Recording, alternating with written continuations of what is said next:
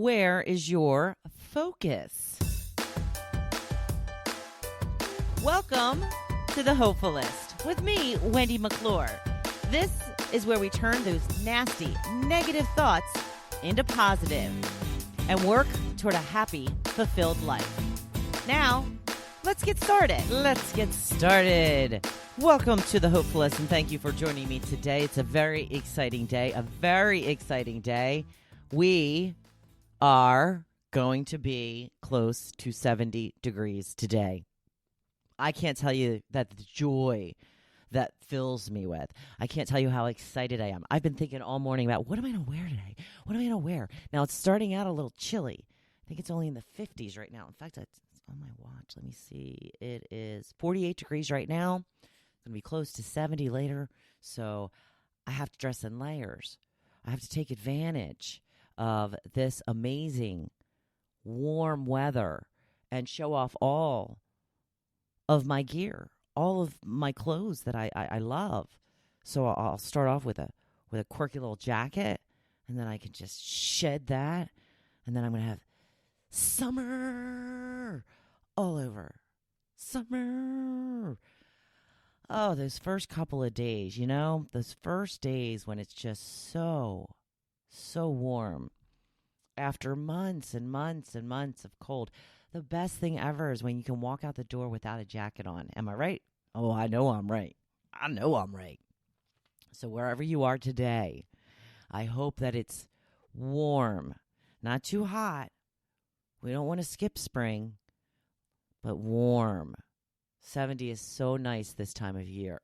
I usually like it around 80. I'm a hot girl. I didn't mean it that way, but I am a hot girl. I prefer the warmer temperatures. I like to walk around in my short shorts or my bathing suit, and I like to, I'm a sun worshiper. I know it's bad for you. I know you're not supposed to do it. I am a safety sun worshiper. I wear SPF 50 every time I'm outside. I do still get a lot of sun. I still get a lot of color from wearing SPF 50, surprisingly enough. So I know that I'm getting a lot of sun. I probably really should make that appointment at the dermatologist. Am I rambling today? I think I'm rambling. So I'm going to get on to the quote of the day. How about that? When you focus, yes, Wendy, focus. When you focus, what you focus. I'm going to start over. What you focus on, you create more of. This is such a simple concept, but it bears repeating over and over. And I will repeat it over and over because it's so damn powerful and so immediately flung out the window because we're so attached to the way things are. Talked about this before, the way things are. We never really explore how things can be different. We never really think about how we can do it our way versus the way it's always been done, right? We think that we, women, my generation, Gen X, we grow up, we get married, we have a family, maybe we get a job, but it's family first, always family first. That's what we do. That's how it is. Get a job and work for the man, literally. But there's different ways, especially now. So I started this business 3 years ago. Never in my wildest dreams did I want to be a business owner. I didn't even want to be a supervisor or a manager. I didn't want the responsibility. I'm pretty... I just like to go with the flow, I don't get me wrong. I like to be in charge. I like to be in charge in order to have my way. I don't like to be in charge when it's really important. When, things are dependent upon me to work or not work. That's a lot of pressure. I don't want that pressure. Well, I got it now, I can tell you. I got it now. And this was not anything that I ever thought that I would do. But here I am doing it. And it's been 3 years in, and I bet a lot of you are surprised that I'm still doing it. including myself. Not really. I'm not surprised. Once I came up with this idea of the Hopefulist, I knew I was going all in. Going all in. Been 3 years now. Happy anniversary to us. Yay! But yeah, the status quo, the way things have always been done, it's not like that anymore. Look at the generations behind us. They're doing their own thing. And you got to tell you, we might have a lot to say about these generations that are following us. They seem a lot happier to me than I did when I was their age. Maybe they're on to something. Speaking of which, have you ever felt jealous of others and find yourself being snarky and bitter about them? Yeah, me too. You know, we say to ourselves, why them? Why them? Why not me? We wonder why we can't have all the things that they have that we want. We focus on that, and it makes us feel resentful. Have you ever been there? Yeah, I've been there a little too often. But what if we're looking at things the wrong way? Focus. I've said this before, and it really is the key to unlocking the happiness and satisfaction you feel in life. Focus on what you have instead of what you don't. As a lifelong pessimist, I never took stock of all I have, of how far I've come. I only saw what I didn't have yet, and I can tell you, if this is the way that you look at your life, you will never have enough. You will never feel satisfied, and you will always want for more. Now, don't get me wrong. There is nothing wrong with wanting more. But you have to realize how much you already have as well. The focus has to be on what you have. When I did get things that I wanted, I wouldn't even celebrate that. I would just chalk it up as something that finally happened, that should have happened a long time ago. I remember one time telling my brother about something exciting that had happened to me, and his response was, well, I guess you'll be celebrating this weekend, huh? And I remember that kind of stopped me cold a little bit, because I was like, well, no, not really. I hadn't planned to celebrate. Why was that? Likely because it was something I thought I should have had long ago. So I saw it as overdue, rather than being grateful that it had finally happened. Are you following me? You see what I'm saying? Now I try to celebrate as many things as I can, because you know what? That is what life is about.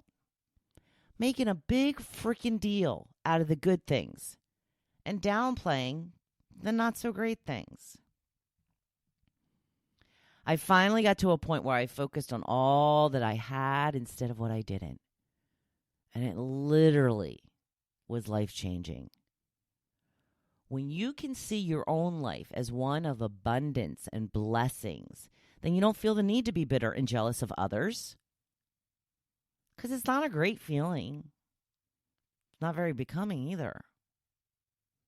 It's always good to take stock once in a while of how much you really have, and you take for granted every single day. How much do you have right now that you once only dreamed of, wished for, and hoped for? I'm willing to bet it's a lot. You once dreamed of being married and starting a family, buying a house and decorating it exactly as you wish, building a life with the family that you created. But you just consider that status quo at a certain point, right? You take it all for granted. Now, no judgment here. We all do it. It's human nature. But that is why it's so important to take stock of all that you really have and be grateful for all those dreams and goals you have made come true. You've made dreams come true. Think about which ones. There's a lot. You may have an adequate home and a decent car, but your coworker has a bigger house in a better neighborhood with a pool. You walk around thinking, why does that person deserve it and you don't? No, this is where we all go wrong. What we need to focus on is our own stuff. Keep your eyes on your own paper, right? And what do we love about that stuff? You may not be in your dream house yet, but you can make the one you're in now everything you want it to be. Focus on what you love about those things that you already have, and you will find your life to be much more satisfying. It's true. Totally true. Trust me. I've been through it. Now, that doesn't mean that you can or shouldn't want more. You totally should. But there's a difference between wanting more and being bitter about the things that you don't have now.